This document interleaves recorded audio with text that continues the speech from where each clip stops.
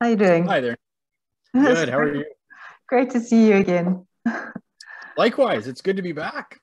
Welcome, everyone. Always good to see you guys. Just giving it a few more seconds. Love to see the numbers rising.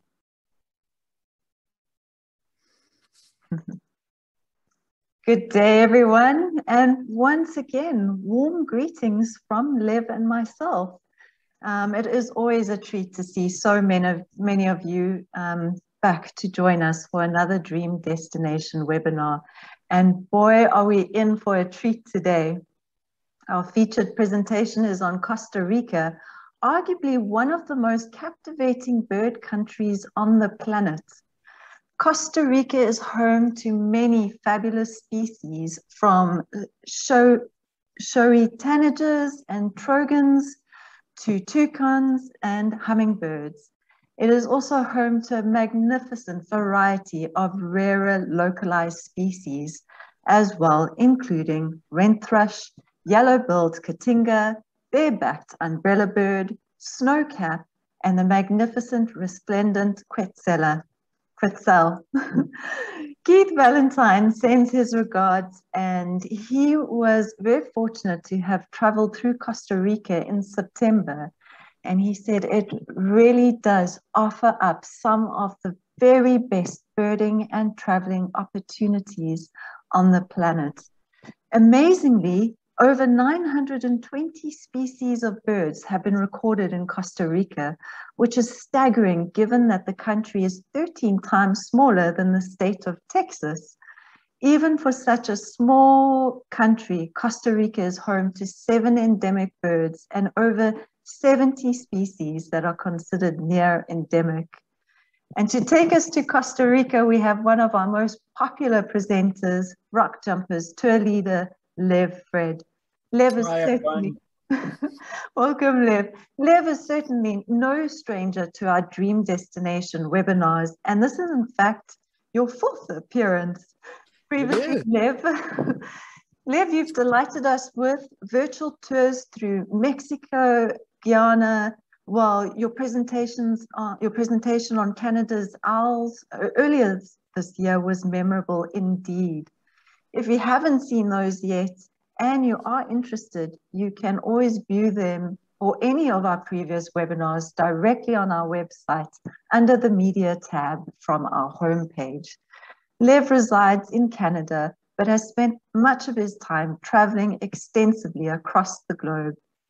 His favorite part of the world is, however, the American tropics, and he has spent a lot of time in this region working at birding lodges, leading tours, and enjoying personal trips seeking wanted species. Finally, and we'll have Q&A with Lev at the end of this webinar, but if you do have any questions or you just want to say hi, there is a chat and Q&A box at the bottom of your screen. And on that note, my introduction is complete and we can get on to enjoying our virtual escape to Costa Rica with Lev. Enjoy the presentation, everyone. Thanks very much, Nikki. That was very kind. Welcome everyone. It's good to be back on the webinar reel once again. It's always a pleasure doing these, especially as you can imagine. The guiding is just starting to pick back up for me, so it's always great to talk about places that I have been and places that I'd like to be going soon. Costa Rica is actually a very important place for me. It holds a big place in my heart. Because we'll see if there we go. Because it is it is the first place that I started guiding in the tropics, in the American tropics. So this is where sort of I developed a fond love for things like ant birds, trogons, all this New World tropic stuff that I just haven't experienced before. This was through a number of months volunteering at Rancho Naturalista, which is a very important and very lovely lodge located in the Caribbean foothills, which I will mention a couple of times during this talk. Home of the lovely snow cap, which I'll show you.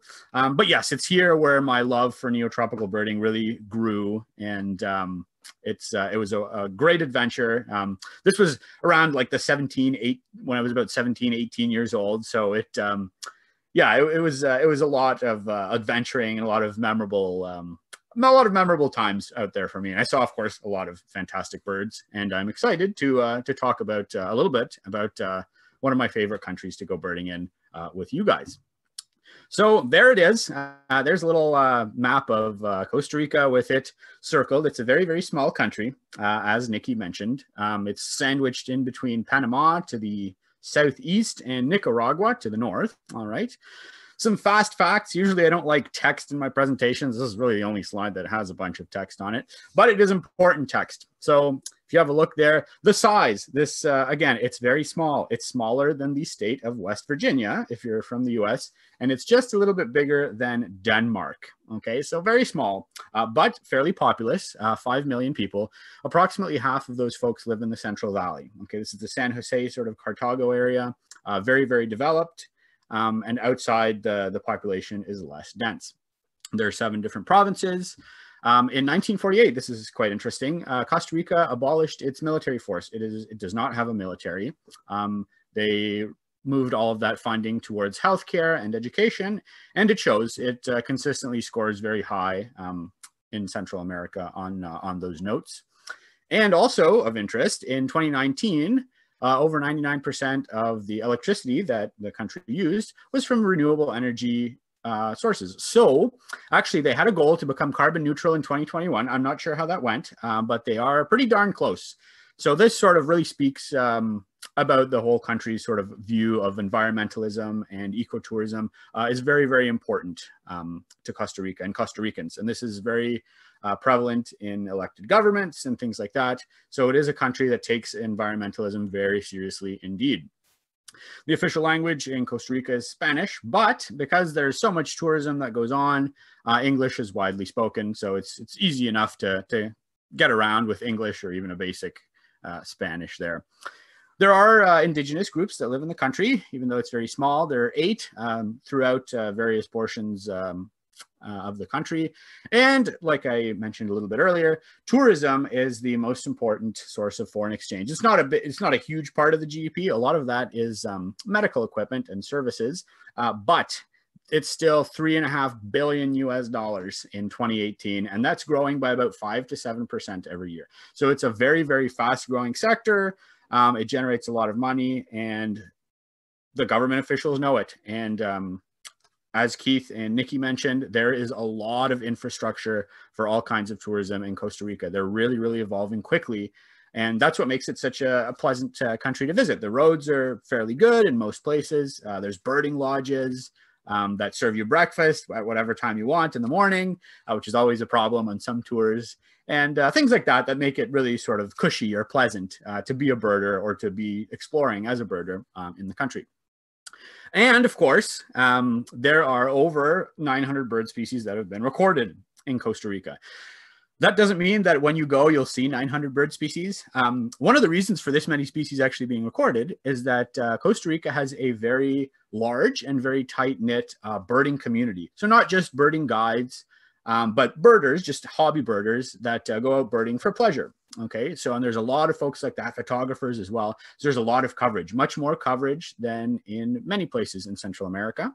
So that's why we have all these species that have been recorded. Many of them are sort of one-time vagrant or migrants, but it is very cool. And of course, Cocos Island as well, which is very remote in the Pacific, also gets its fair share of vagrants. But also mammals, lots of mammals, approximately 240 species, over 200 reptiles, over 200 amphibians. Case in point, there's a lot of stuff to see if you're a naturalist and you'd like to go to Costa Rica. So it really is a country that I'm sure a lot of you guys are familiar with. If you are a birder or just an eco-tourist, you have probably heard of Costa Rica. And it's for a lot of the reasons I mentioned earlier. It's a great place to go for the first time. If you've never been to the American tropics before, it's a fantastic place to go, not only because there's a lot of infrastructure and English is widely spoken, because a lot of the birds are fairly easy to see. You know, a lot of them are accustomed to humans. There's a lot of feeding stations. There's a lot of those sort of big, attractive birds that you want to see, you know, for the first time when you go, like toucans. There's a large diversity of hummingbirds, around 50 species or so. Lots of them come to feeders. You know, you can get excellent photos. Of course, the Quetzal, you know, most people don't leave Costa Rica without seeing a quetzal. This is something that local guides everywhere where this bird exists are aware of. They look for nests in the nesting season and fruiting trees during off the nesting season. So you have an excellent chance of seeing one. It's almost guaranteed. And of course, the mammals, you know, monkeys, things like sloths that everyone loves are very common and very easy to see in Costa Rica. So it makes it an excellent first-time adventure for folks who just want to begin exploring, maybe birding outside of their home country. But on the other side, you know, for birders that are a little bit more intense, maybe you've already been to Costa Rica, or maybe you've been to Guatemala or Panama or somewhere, and you already have experience in the tropics. Costa Rica has something to offer for you as well. Because of this tightly knit birding community that exists there, there are always these new opportunities for viewing species that are rare or difficult to see that are always coming up. Species like the one on the right-hand side of the screen there, the unspotted saw-whet owl. This is a bird that's sort of mythical. It was mythical in Costa Rica up until very recently, and now it can be fairly easily seen in a couple of different places. You know, there's a variety of endemics as well, which I'll talk to you on the next slide. And a lot of very low density birds like the black-crowned gnat pitta or ant pitta, the pittasoma. There's a variety of crakes that are harder to see elsewhere, but in Costa Rica, they can be very easy to see. So there is a lot of opportunities that are always arising. For example, maroon-chested ground dove, if that means anything to you, this is a very rare dove that's very sporadic, that appears every once in a while. There's now a reliable location to see it in around July in Costa Rica. So this is fairly new, reliable location for maroon-chested ground dove. Right? So lots of cool stuff, even for the experienced birder. Endemics, you've got it. I know a lot of birders sort of direct their travel efforts to see the most endemics as possible, endemics being birds that are only located in one area or one country. Costa Rica, very small country, only 7 endemics. 3 of those are on Cocos Island, which we don't visit on our tours. It's fairly remote. It's a whole adventure to get there. But the important thing to note about Costa Rica and endemics, if that's what you're hunting for, is it shares over 60 species with Western Panama. And this is a part of Panama that is not often visited on general Panamanian itineraries. Some itineraries do go there a little bit, or sometimes they offer an extension. But this is, we call them the Chiriquí or the Talamanca endemics. And so there are a lot of those, and certainly worth going to Costa Rica to see those, because some of them are easier in Costa Rica than they are in Panama. Dare I say most? So we're going to start our little virtual tour here in San Jose. The little Rockjumper is going to be our guide. As you can see, he's floating over San Jose right now. That's where we begin our tours.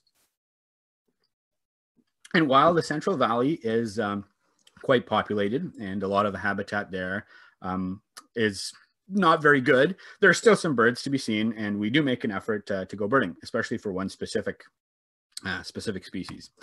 Lesson's motmot is not that species. This is a bird that's very widespread throughout Central America, but it is beautiful. And often, if it's your first time, this is going to be your first motmot, which is always exciting. We have things like the chestnut-capped warbler. This is Basiluterus. It lives in brushy, scrubby areas, often not great habitat, but it's a beautiful bird, as you can see in the photo there. Delineated woodpecker, similar to the pileated woodpecker from North America. Again, this is one that often uses sort of lesser quality habitat, and you can find it in a few places in the Central Valley. You'll see it throughout the country, though. The most special bird, and one of my favorite birds actually in the country, the Central Valley, is this Cabanis's ground sparrow. This is a recent split from Prevost's ground sparrow, which is found further north in Central America.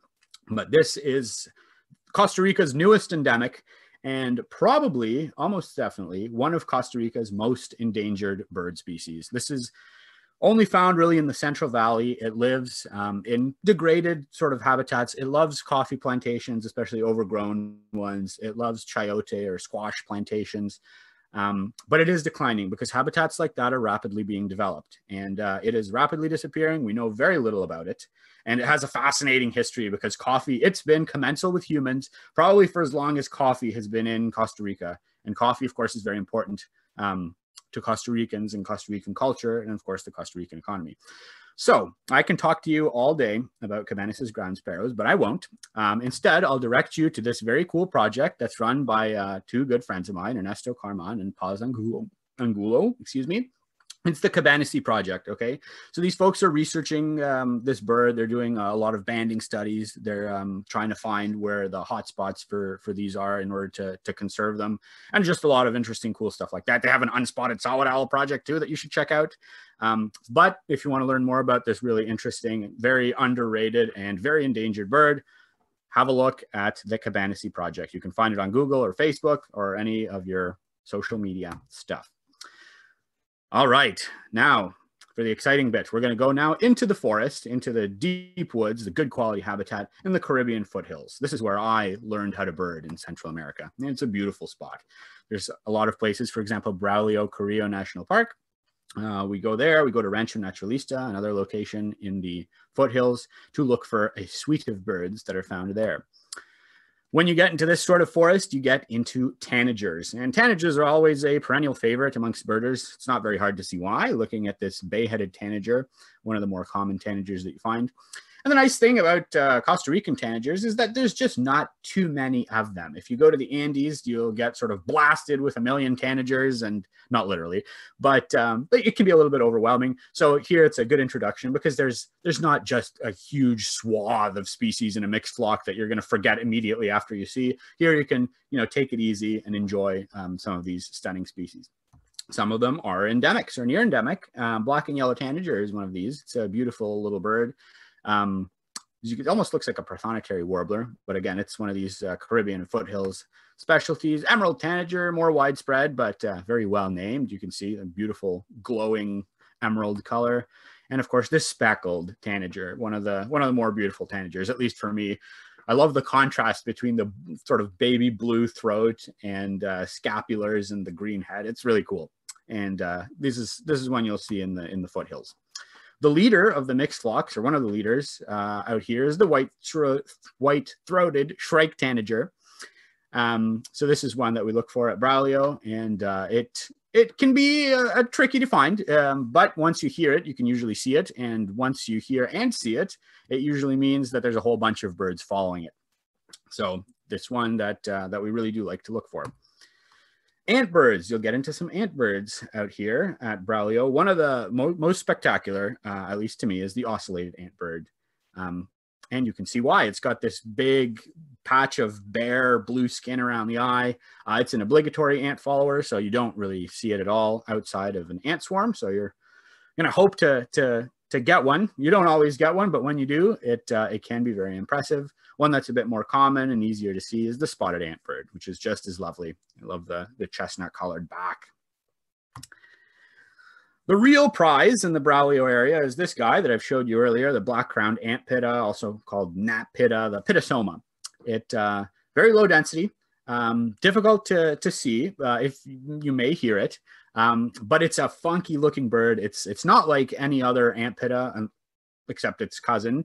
It's got this like really thick, almost shrike-like bill with a hook at the end, and it's a great thing to look for. I've been lucky enough to see it a couple of times in Braulio, but it's not one that it's one you always hope to see, but not often materializes. So it's often, you have to come back several times to give it a shot.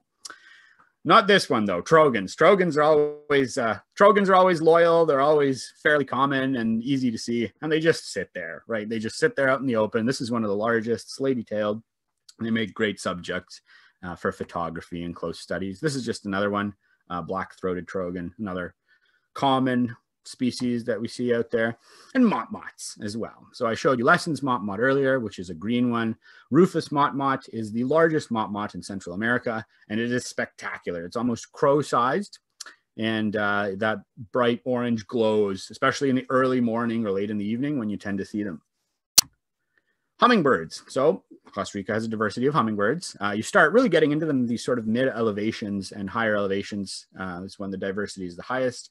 This is just one of my personal favorites. The bronze-tailed plumeletier used to be called red-footed plumeletier. You can see why. It's got the very bright red feet, very feisty little bird. But the hummingbird that everyone comes to the Costa Rican Caribbean foothills to see is this one, the snowcap. And it's very evident why. It's a spectacular bird. It looks big in this photo, but really it's similar in size to the ruby-throated or rufous hummingbirds that you may be familiar with from back home. It's very small, but that white crown of the male glows. You can see it, especially on a rainy, overcast day. If you look over to a patch of verbena and you see this white thing moving along, that's going to be your snowcap. And if you have a really good look at one sitting down, like in this picture, you can see that the color, the purple, is just fantastic. It's got this like wine colored vest, and the back of the head is like this bronze. It's a fantastic bird, and it's one that everybody should see at least once. It's not endemic to Costa Rica or even Western Panama. It's found sort of in an elevation chain, but Costa Rica is almost certainly the best place in the world to see it well. Here's another one. Usually it sometimes occurs actually even with the snowcap, and the snowcap tends to take the attention away from it, but it's another very striking hummingbird. It is not Melisone cabanisi. It's not the sparrow. That is an era typo there, but it's the black-crested coquette. All coquettes by birders are much appreciated when seen. They're not often easily seen, but when they appear, they can often give great views. And you can see there's all sorts of colors and patterns on this lovely bird. If you like flycatchers, and who doesn't like flycatchers, to be honest, tawny-chested flycatcher is a near-endemic that occurs here. Rancho Naturalista is consistently the best place in the world to see it. It's quite rare in a lot of places where it occurs, which is not very many. But at Rancho, it's actually quite common, and you have a fairly good chance of seeing it. All right, now we're going to go lower down. We're going to go into the Caribbean lowlands, all right, which is, gives us another suite of birds and, of course, some fantastic highlights. One of these being the great green macaw. It's one of the best places, Central America, to try and see one. This is a critically endangered species that has a stronghold in Costa Rica and neighboring Nicaragua. All right, the La Selva Biological Station, which is a place that we visit during our tours, and we also offer extensions just to this place because it's so productive for birding. This is a good chance to see lots of great green macaws. Lowland specialties like chestnut-colored woodpecker, a striking woodpecker, and things like snowy Cotinga. Lovely bird. Cotingas, again, are one of these things that are just like coquettes, are one of these birds that people really love to see. And Costa Rica has quite a few lovely species on offer.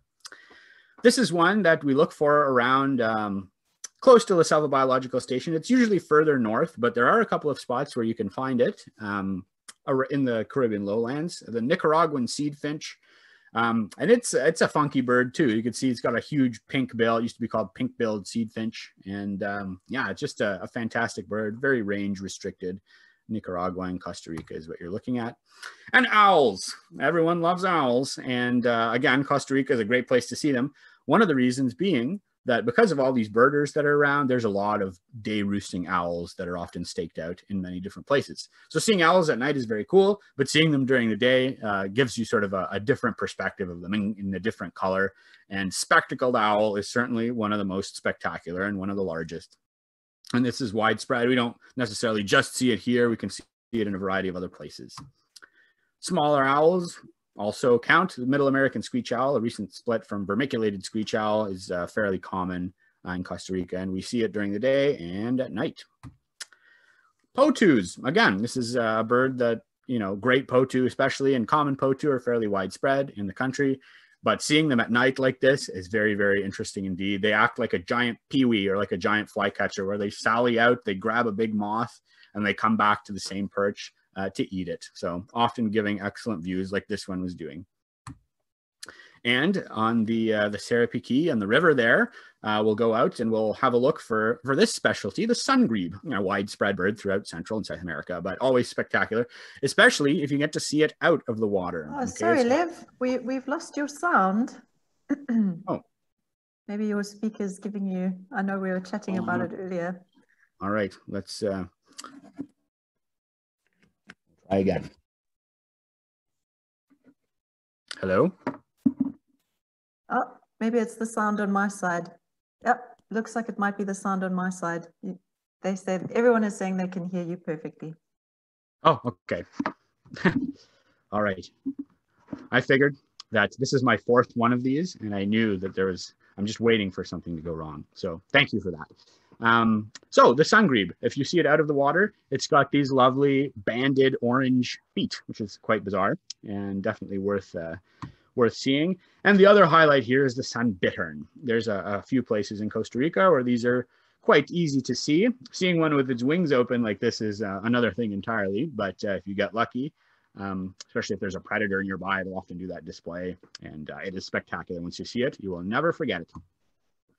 And the lovely thing about La Selva is that it's been a biological station for many, many decades. And so there's a lot of large birds like these crested guans that are accustomed to people. So in other places where they perhaps might have been hunted recently or are still hunted, of course, hunting is illegal in Costa Rica, these can be fairly skittish, but here at La Selva, they just walk around on the lawn. And great Curacao, another one, does the same. So this sloth is wondering why I haven't spoken about mammals yet on this webinar. As you can see there, sloths, we have the brown-throated sloth and the Hoffman sloths, or the three-toed and the two-toed sloth. They're common throughout the country, especially in the lowland areas. We usually see both species on a tour. This will be like the mammal chunk of the tour just because the sloth is looking so desperate. Tamandua, this is one that we don't see on every tour. It's an anteater, lesser anteater, or northern Tamandua. Fantastic creature. This one was feeding on exodates, as you can see there in the tree. And again, not one you see all the time, but certainly you have excellent chances of seeing it. Peccaries you'll see in many different places. This one was with 2 recently born babies there at La Selva. So lots and lots of mammals. Monkeys, of course, the mantled howler is one of the most common. You also get the white-faced capuchin monkeys, which I'm sure you've seen if you've seen any sort of advertisement about Costa Rica. It's that one, the black and white one. And again, they're widespread. You'll have lots of opportunities to see and hear, which is part of the experience with these howler monkeys. In Costa Rica, it's a great place to look for mammals. And snakes. I know not everybody's a fan of snakes. I'm a huge fan of snakes, one of my favorite group of animals. So I'll only put just this one slide of a snake in the presentation, but it's a good one. It's the golden morph of the eyelash viper. As you can see, this is one where a lot of guides will have these staked out. They don't move very much. They just sort of stay on leaves and bromeliads and banana plants, feeding mostly on hummingbirds. Sorry, that's what they like to eat, hummingbirds. Yeah, if you can see this golden one, they usually come in gold. There's green versions. There's even a white version, which I've been lucky enough to see a few times. So very, very cool if you like eyelash vipers. And of course, again, this is one that if you've seen any advertisement by the Tourism Board of Costa Rica, this thing is going to be on it. The red-eyed tree frog or red-eyed leaf frog, again, at La Selva, quite common. If you go out at night, you will, well, don't want to make any guarantees, but you probably will see one. All right, now we're going to go out towards the north, to the northern sort of belt of volcanoes there towards Arenal. And this is one of my favorite regions for birding in Costa Rica because it has an interesting mix of species. And of course, that skyline with the Arenal volcano. Now, unfortunately, it's not erupting. It used to provide this amazing show of eruptions and lava flowing and spitting out the top. But now, unfortunately, it doesn't do that. But it still looks very beautiful when you're in its shadow while you're birding. And this is one bird that many folks who've never been to the neotropics really, really want to see, and for good reason. It's the keel-billed toucan. Large and in charge, loud, and it's got a variety of different colors on it. You can see why this is a fan favorite in Costa Rica. And it's fairly common throughout the sort of Caribbean lowland areas out into the foothills. And at Arenal, it's quite abundant. I think I saw 17 in one tree once with a group. Very cool. If you like a challenge, here's one. This is another toucan, but a very different one from the keel-billed. Low density, doesn't vocalize very much. It's the yellow-eared toucanet. It's a widespread bird, more or less, but it's never common anywhere. So it can take a while to meet up with it. If you're a birder, it's taken me a very, very long time to see. But Arenal is an excellent place to try. And again, this is another highlight bird for intense birders in Costa Rica, the bare-necked Umbrellabird. Okay, sort of in the weird and wonderful category. Umbrellabirds, any species, need large tracts of primary forest in order to survive. So this one, living in Central America, is now confined only to a few small areas where it exists, and Arenal is and Monteverde, which we also visit, are good places to try and see. Again, in the weird and wonderful category is the three-wattled bellbird, again, an iconic Costa Rican bird. It exists in Nicaragua and Panama as well. But if you see it well, calling from the top of a tree, it's got that bizarre, like hanging wattle from the base of its upper mandible, and two coming from the edges of its mouth. And it is loud. It is very loud. One of the loudest birds in the world. And certainly a memorable experience seeing one of these. Sometimes you see it really, really far away. If you're scanning, you see just this like chestnut and white dot in the distance, and that's often a first view. But hopefully if there's a fruiting tree, you might be able to get them a little closer. And again, another weird and wonderful contender, the bare-crowned ant bird. Very, very cute, especially this little male here. He does have a bare crown with just a little hair-like feathers covering that blue skin around the eye and on the forehead. So again, Arenal, excellent place to try and see one. Here's a bird that you are probably not going to see like it's shown in this picture, but it's one that's very common in the Arenal area, the Thicket Ant Pitta. Famously difficult to see, but easy to hear. And with some luck and some good positioning, you might be able to catch a glimpse of one of these secretive ant pittas. Of course, again, with the owls, lots of owls. Crested owls, always a fan favorite. Not hard to see why, looking from this photo. And at night, we look for owls, and this is an excellent place to look for owls. The Fortuna, Arenal area, lots of black and white owls. They love to hunt around streetlights. They would catch bats and large moths. And in really, really sort of decrepit habitat fields, cane fields, vacant lots, you'll find the striped owl, which is a relative of the long-eared and short-eared owls that you might be familiar with from home. Here's a different kind of owl. Another group of animals that I really enjoy are butterflies. And again, I can make a whole presentation to you about the butterflies of Costa Rica, but I've only elected two today, but they are two of the best, in my opinion. This is Caligo atreus, the yellow-edged giant owl, it's sometimes called. And it is spectacular. If you think it looks cool, just sitting like that on its side, wait until you open up, its wings open up. It's this bright sort of magenta, purplish blue with like this stunning yellow bar on the hind wing. It's very large. It's one of the larger caligos. And so very cool. There's a half dozen or more species of caligo in Costa Rica. This is a relative, Erifanus. It's a little bit smaller. And it's got two eyes right on the hind wing there. But again, this iridescent purple, fantastic creature. And yeah, if you like butterflies, excellent spot for butterflying. And there's a lot of specialized butterfly guides now in Costa Rica as well. All right, moving down now, we're going to visit the Pacific side, which will again bring us to another new suite of birds. As you can see, sort of the rolling theme is, even though the country is very small, the amount of biodiversity is great, and it does not take you very long to get from one hotspot to the other where you can find a completely different suite of birds. That's what's lovely about birding in a small country like Costa Rica. Alrighty, this is the stronghold of the Scarlet Macaw. If you love macaws or parrots, this is a place to go. Carrara National Park, they are abundant there. They're thankfully expanding throughout the Pacific coast and into the Caribbean zone as well sometimes. This is really where the start was, and you could still see them in the park nesting, using natural nesting cavities, which is often a very, very cool and touching experience, especially if you see the pair interacting at the mouth of the nesting cavity in these massive old growth trees. Very cool to see. This is a zone where a lot of birds that are, they just go this far north and this far south in Costa Rica. This is an example, Baird strogan. At Carrara, you can find them further north. They don't really exist too much, but from Carrara southward, they do. Carrara is going to be a good chance to see that. Likewise, on the other side, we've got turquoise-browed motmot, which is a species that doesn't get much further south of Carrara. It's a dry forest species.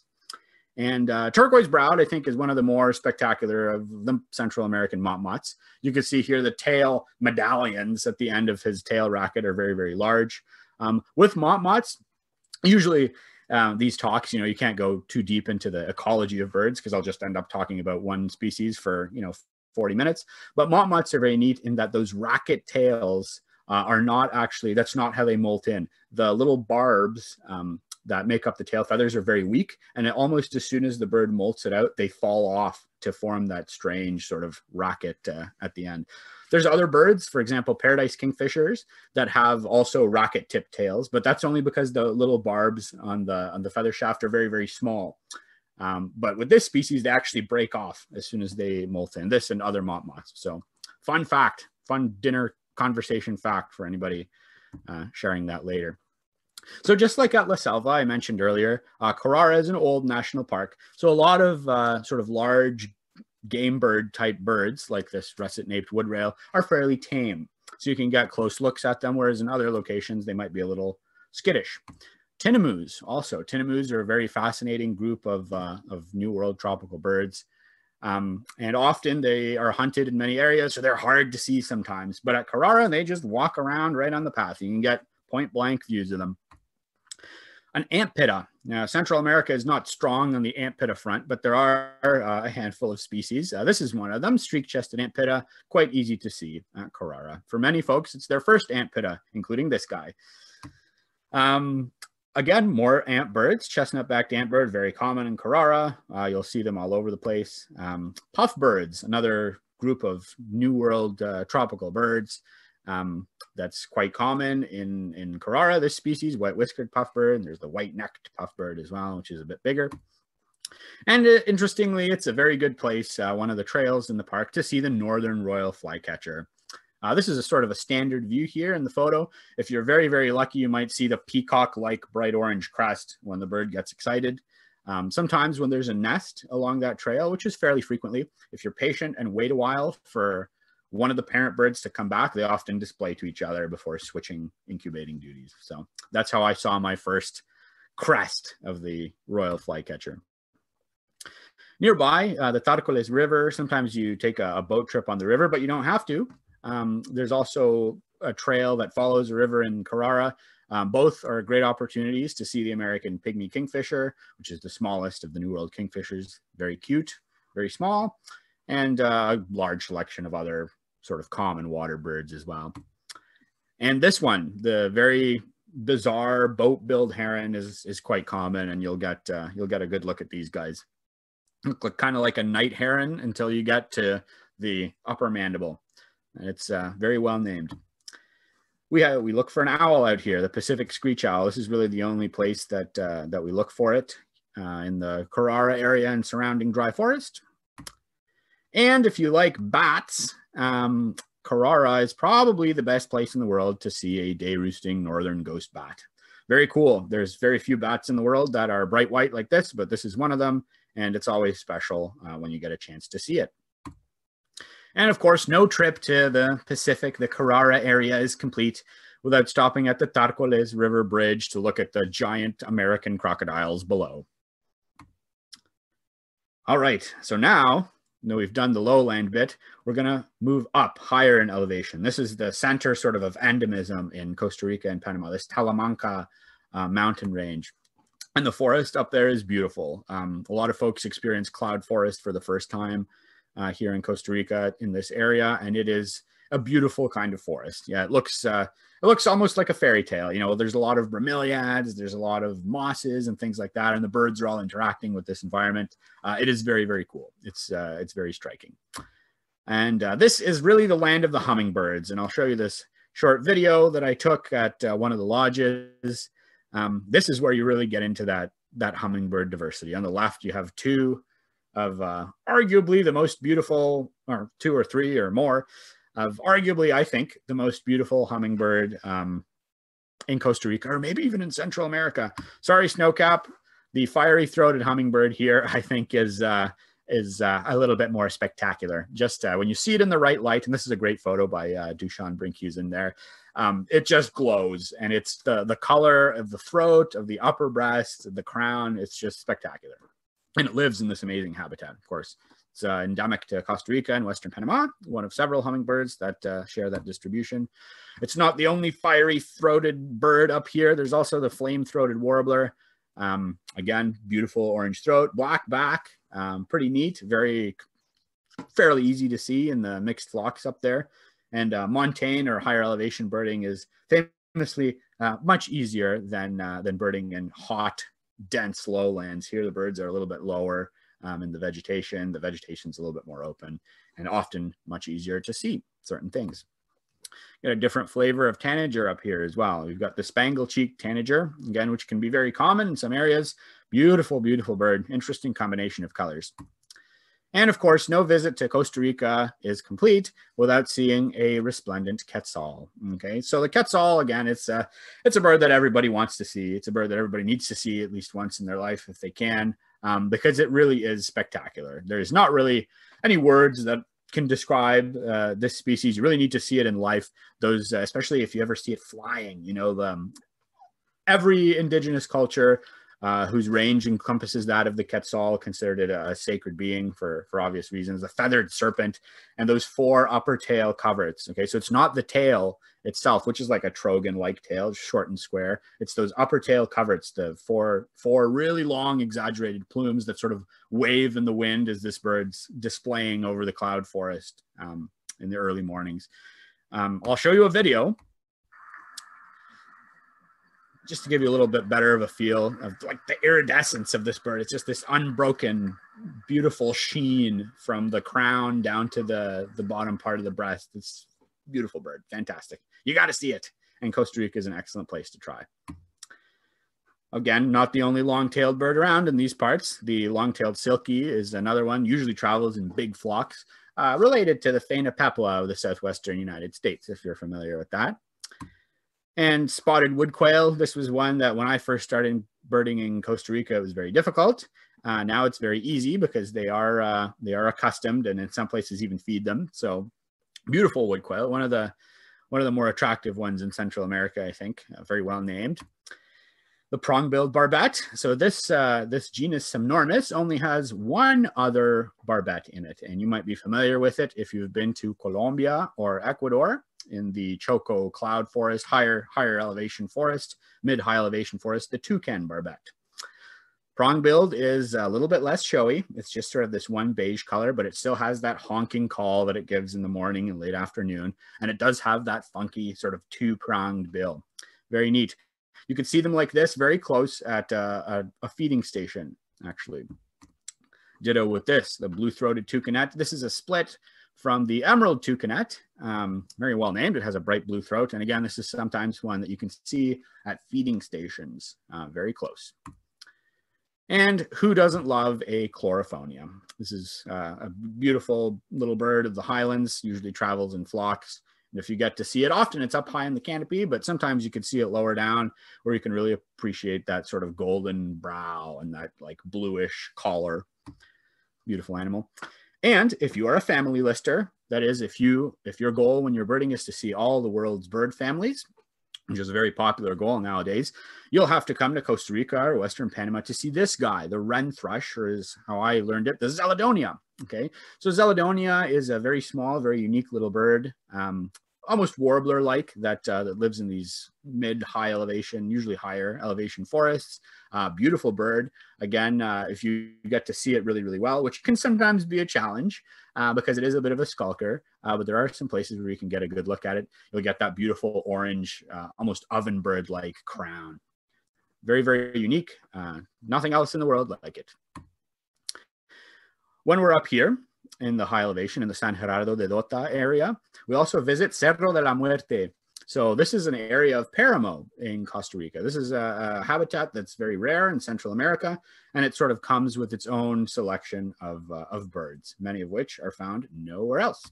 This is a good example, the volcano junco. It can be also seen in one location in Panama, but trust me, you want to see it in Costa Rica because you don't have to hike. You can take your air-conditioned vehicle right up to the top of where it is, get out and feed it French fries if you'd like. It's very, very easy to see. And it is very, very beautiful. Also, the volcano hummingbird, well named. There's 3 different gorget color morphs. There's a pink one, a red one, and this is the most widespread one throughout the range, the sort of purplish colored one, which I think is the most attractive because it's not really a color you often see in hummingbird gorgets like that, sort of a light purple, but again, a bird that's restricted sort of to this area and then when you'll see up in the Cerro. Impidinax, usually that name strikes fear into the hearts of birders just because this is a genus that can often be difficult to identify, but you're not going to have any trouble with this one. Black Cap Flycatcher is another one of these high elevation birds that you'll find up here in the Cerro, and it is quite attractive for an Impidinax, I think. And again, another whimsical highland bird, the yellow-thighed finch. Very, very well named, those kind of like big puffy yellow thighs, very, very common up in the highlands, very easy to see, often quite friendly as well. And a little bit more challenging, but again, a highland specialty, timberline wren, very well named because where it lives, the trees are very, very short or non-existent. This is a bird that might be familiar to some folks, but it's a different flavor. This is the costarricensis subspecies of the red-tailed hawk, the Chiriquí hawk, it's sometimes called. As you can see, it looks quite a bit different from most red-tailed hawks. It's very bright. The upper breast is actually pale, it's white, but the rest, like the underwing coverts and the tail is bright, bright orange, and even like the lower breast. So very cool bird, very interesting to see up there.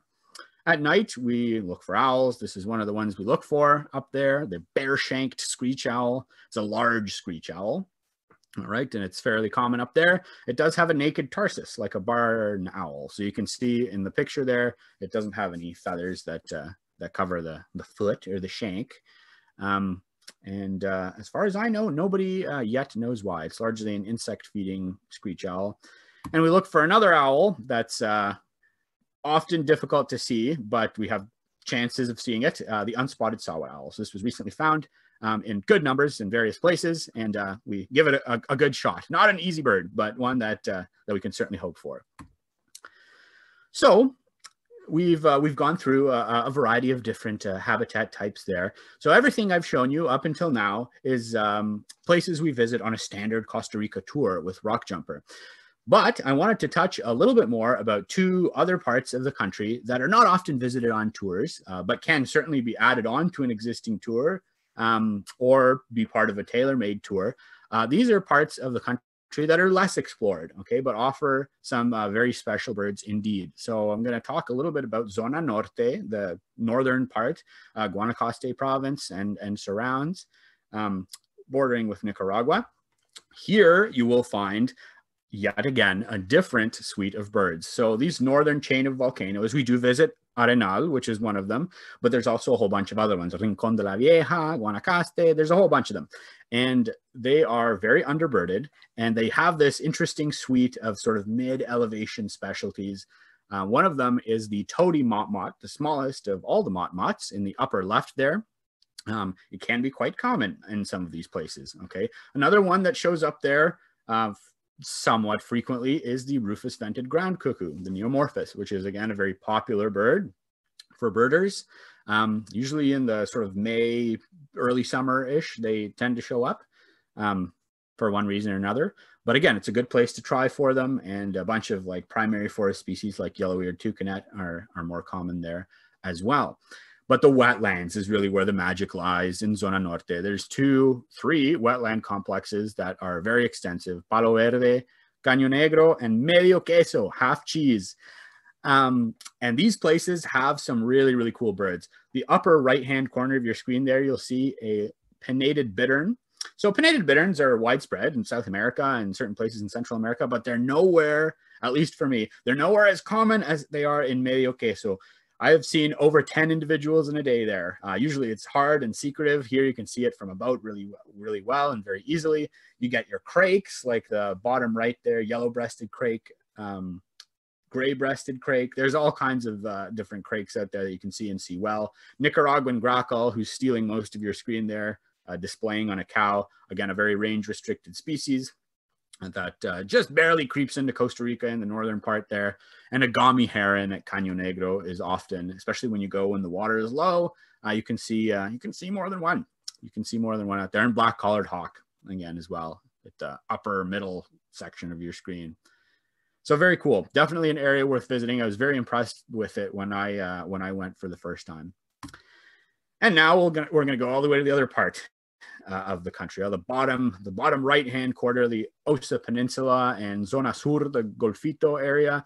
Again, interesting new suite of birds. Sometimes we get to see some of these on a main tour, like the upper left, the turquoise Cotinga, or the little flying bird with the yellow bill, the yellow-billed Cotinga, which are both very, very high on birders' lists. Sometimes we have opportunities to see these on the main tour, but in Zona Sur, they can be very common. Yellow-billed Cotinga, almost a guarantee. Again, with the crakes, there's excellent rice fields to look for things like paint-billed crake, which is quite difficult to see and quite rare in a lot of places. Gray-breasted crake, again, another one that's harder to see, fairly common, but can be hard to see. Oscillated crake. There's a spot in Durica for oscillated crake. So again, this is one in Central America. It's almost unheard of, but it was recently discovered there. And yeah, so you can make a real crake trip out of it. Bottom right, there's the white-crested coquette, which sometimes appears in the Central Valley when there's not very many flowers around, but this is sort of its home, the Osa Peninsula area. And the Osa and surrounds actually have an endemic of their own. And this is the black-cheeked ant tanager, which is the bottom center of your screen there. Found nowhere else. This is one that you have to go to the Osa Peninsula or nearby areas to find. And just above that, the Costa Rican brush finch. Again, not endemic to Costa Rica. There's places in Panama where you can see it, but again, this is kind of a skulky, more difficult bird that's not often on offer on a general itinerary for Costa Rica or Panama. So that being said, we're nearing the end here, and I just wanted to go through some existing Rockjumper tours that we offer to Costa Rica. Okay, and we have a couple of really neat options here for you. The first one is the La Selva and Rancho Naturalista. If you want to just stay in a couple of places, have a really relaxing paced tour, this is the one for you. This is two excellent Caribbean sites, one in the lowlands, which is La Selva, which is that beautiful biological station I was talking about earlier. The other, Rancho Naturalista, a site in the foothills, excellent place to see a snow cap and all of that foothill stuff. So an excellent option if you just want to get away for a week and not move around very much. The main sort of tour we have to Costa Rica is the Cloud Forest and Quetzals. It's 11 days long. It visits all the spots that I mentioned in the talk, with the exception of the last two. And you can also add a Caribbean slope extension, which is 6 days long. That's the La Selva OTS biological station, and Rancho Naturalista also. We have the Jewels of Central America. This is kind of a highlights version. So it's 9 days long, visits most of the spots. There's a La Selva extension that's 4 days if you want to do the lowlands really well. And of course, an excellent option is a tailor-made tour. So this, you can go as long as you want and you can go wherever you want. The price is right. If you can find 5 or 6 of your friends, it's quite comparable to a scheduled departure, and always an excellent option if you want to look for something in specific. So that being said, I can see that Nikki's on here. Thank you to all the photographers. Sean, Adam, Forrest, Rob, and other folks, I'm sure. My hard drive, actually, that had a lot of my Costa Rica pictures I discovered was dead. So you guys really rescued me for some of the stuff. So for that, I am very grateful. And thank you very much for that. And thank you, everyone who has stuck around for the past 50 minutes or so and listened to me talk about this fantastic country. So I'm going to go back over here so you can look at the tours. And yes, thank you very much. It's been great. Lev, thank you so much. We can listen to you for another 50 minutes. You're such a great speaker, and we really love that. Oh, thank you. Thank you. We before we go into Q&A and shoot us any questions that you might have in the Q&A box, I just wanted to let you know a little bit about our new GoFundMe campaign that we have started to support all our friends, local guides and agents in countries, particularly in Asia and Africa, where tourism has been so dramatically affected by the global pandemic. So these next few weeks, all the funds that we collect, the first local partners that we want to look after is in Madagascar. And there is a GoFundMe link that I popped into the chat there if you can. These webinars are free today, but if you can donate to our local partners, we'd be very grateful. I love the first question or comment that came in, Lev, is AJ is saying your goatee is a bit fuller. We noticed it's grown a bit since the last time. Yeah, it's there. It's Yeah, I had a mustache. I don't know if I had the mustache during the owl talk, but that's gone now. But that's the COVID. Really, we're starting to see the end, so I've decided to become more presentable. But yes, yeah, it's getting quite out of control. So yes, thank you for noticing that. Yeah, Sandra was saying she loves your guiding ability. Absolutely loves it. She had a great time in Quebec with you, and she's looking forward to the trip report. Yes, yeah, that's actually ready. Yeah, I'm sorry, Sandra. I was going to send that out a couple of days ago, but I got lost in a bunch of stuff. So yes, thank you, Sandra. I'm glad you enjoyed the trip in Quebec. Thanks you for watching. I hope you enjoyed the presentation, and I'll get you that trip report as soon as we are done here. Oh, and Sherry's saying, hi all, my favorite birding country is Costa Rica. And Ricky says, cute picture of young Lev. Oh yeah, those were the days. How would you rate this tour in terms of level of difficulty? All the different I would give it a solid medium. Because there are some places where there's some hiking involved, not any marathon, you know, like 5 or 6 kilometers, but you'll do like maybe 2 or 3 kilometers because it's sometimes a rainy country, especially in the Caribbean slope. It can be muddy in some places, so that's something to worry about. Yeah. Up in the heights, like in the highlands, there's some trails with some inclines, and some people might, there's not really too much altitude. At Cerro De La Muerte, there might be some altitude, but we're only up there for a couple of hours. So yeah, I would say it's a solid medium. There's definitely some hikes involved. They're not long hikes, but there are hikes, and there's ups and downs, and there can be some wet conditions. I just see a message pop up now from Sue-Ann. She was also there on the Quebec tour, so she's sending her regards. Sue-Ann, that's awesome. I'm glad you guys got to watch the talk. So that's lovely. Oh, great. Eleanor was saying, could you tell us about the vultures of Costa Rica? Yes, I can. So there are 4. There's the turkey and the black vultures, which are common throughout Central and even North America and South America. We have the lesser yellow-headed vulture, which also exists in Costa Rica. This is a wetland, sort of a dry wetland type species, savannas. This is one that you sometimes see in Zona Norte and like those big wetland complexes, but often it can be pretty tricky. We don't often see it on a regular tour. And of course we have the king vulture, which is the one that everybody wants to see. And there are good chances of seeing that on the tour. We see them at La Selva. Sometimes we see them even at in the foothills sites. It's difficult to see perched. If you see, whenever we see a perch, it's usually because there's a dead cow or something in a field and there's a whole bunch of vultures attending it, and the kings are there. But you definitely have very good chances of seeing it flying. Wow. Tim is asking, when is the best time of the year to visit Costa Rica?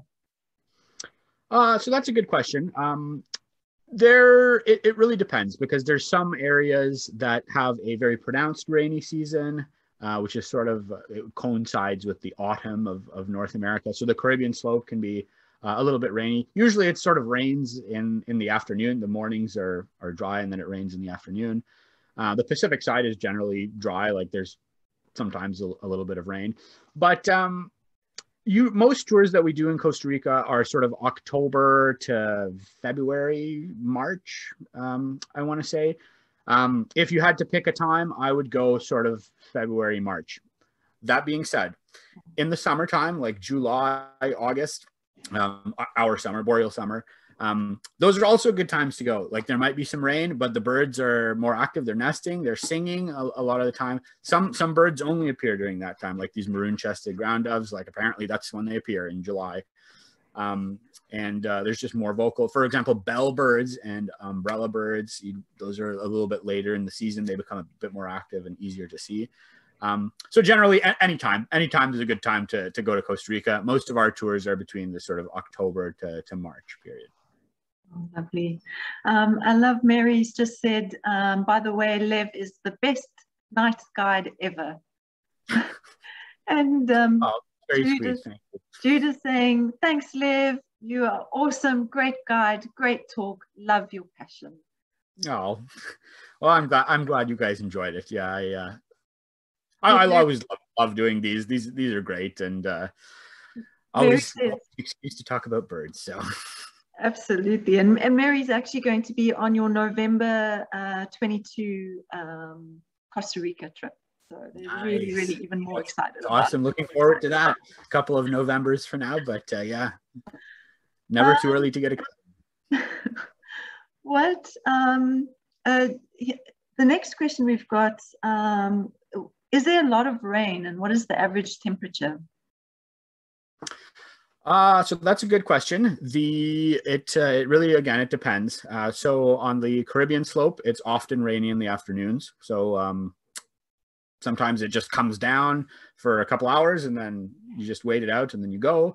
Or sometimes it's kind of this sort of drizzly rain that kind of hangs on. Usually in the highlands and in the Caribbean area, like that's where you tend most to experience it. It usually doesn't hinder birding too much. Even a light rain can still withstand bird activity. And usually when it stops raining, you get this explosion of bird activity. On the Pacific side, rain is usually not too much of an issue. But again, you know, it could always happen. In terms of, what was the second part of the question? Sorry, Nikki. It was the rain and temperature. Oh, temperature. Yeah, so that varies as well. So the Pacific side can be quite hot in the lowlands. So you're thinking like 30 degrees centigrade, maybe around that time. But you go all the way up to Cerro De La Muerte, and it could be around 0 degrees, you know, 0 or even below 0 sometimes. But usually sort of around 10 degrees Celsius up there. So yeah, it really varies. Usually you're looking, if you want an average, it's a pleasant sort of 20, 25 in the foothills, but hotter in the lowlands. So like upper 20s, sort of up to 30 degrees Celsius, in the highlands, sort of 15, maybe 10. And in the foothills, sort of a pleasant 20-ish, 22, 25. So yeah, it's small country, but the temperatures do vary based on the elevation. Tim asked, what is the best guidebook for the area? The best guidebook, I'll see if I have it on my shelf. Yeah,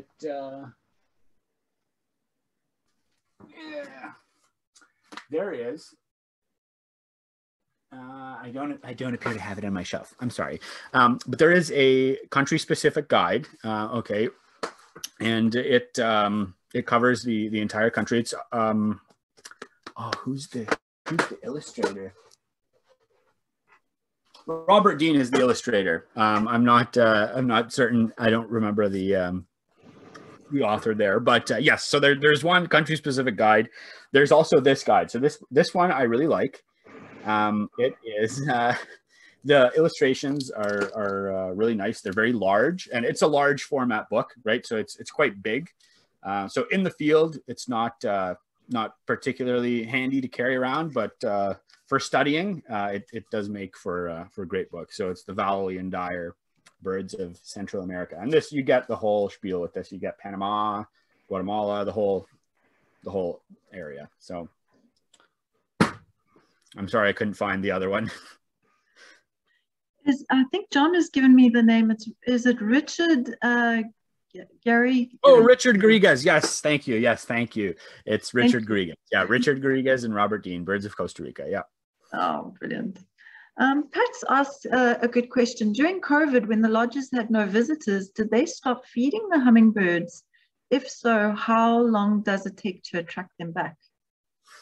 That's a very good question, and one that I do not know the answer to for most lodges. What I do know is that now there's been quite a few tours that have gone to Costa Rica already, and there's people sort of consistently going. So all those lodges with the hummingbird feeders have them installed, and all the regular stuff seems to have come back fairly quickly.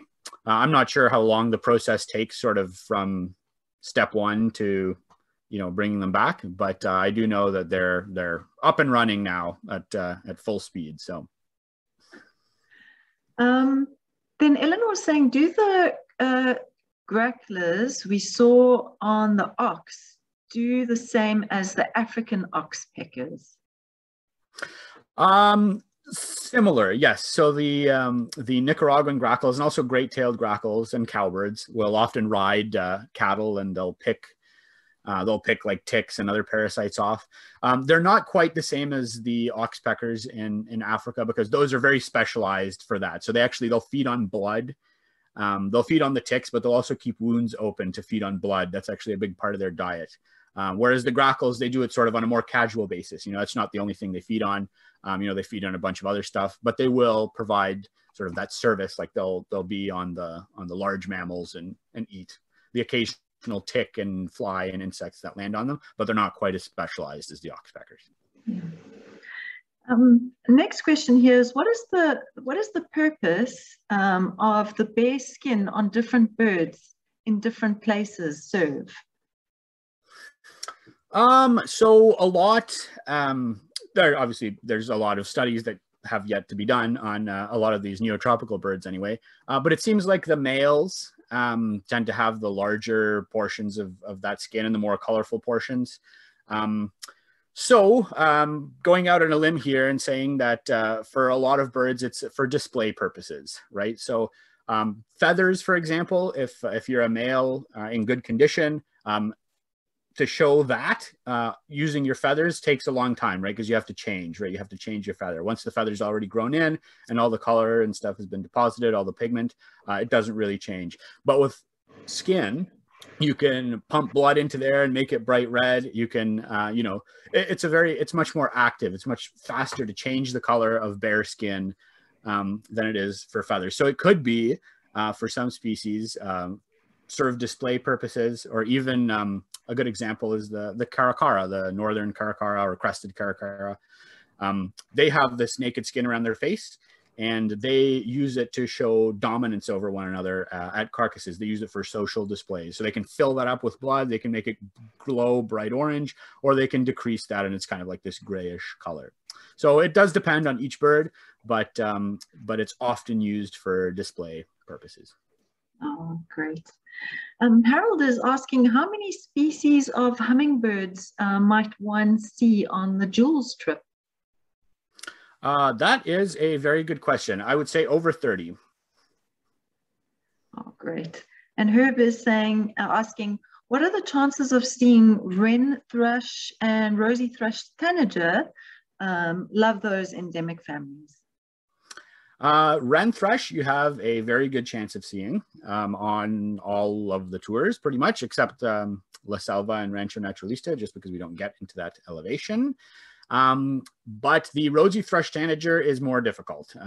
The areas where it lives, we do not visit on a regular tour. The best place to see that in Costa Rica is the Durica area in the south, which we do not go to yet on any scheduled tour. So that can be a bit more of a challenge in Costa Rica.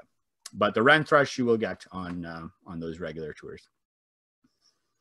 And then Mary's got a question here. I've got two last questions for us. From Mary, she's saying, are the unspotted easy to see in daytime? Is it wrens? I think it might be the unspotted. Unspotted saw-whet owl. I think it's probably the unspotted saw-whet owl. Yeah. No, they're not. In fact, I do not know of anybody who has ever seen one in the daytime ever, except when they were radio tracking them. Like some of them have backpacks that Ernesto and Paz have put on them to track their movements, and there they can sort of find them using telemetry equipment. But generally it's very, very tough. The habitat that they use is really dense. It's got large amounts of lichens and branches, and they actually, like other saw-whets, they prefer to roost in cavities when they can. So they finding a little tiny owl in a big cloud forest in a cavity is very challenging indeed.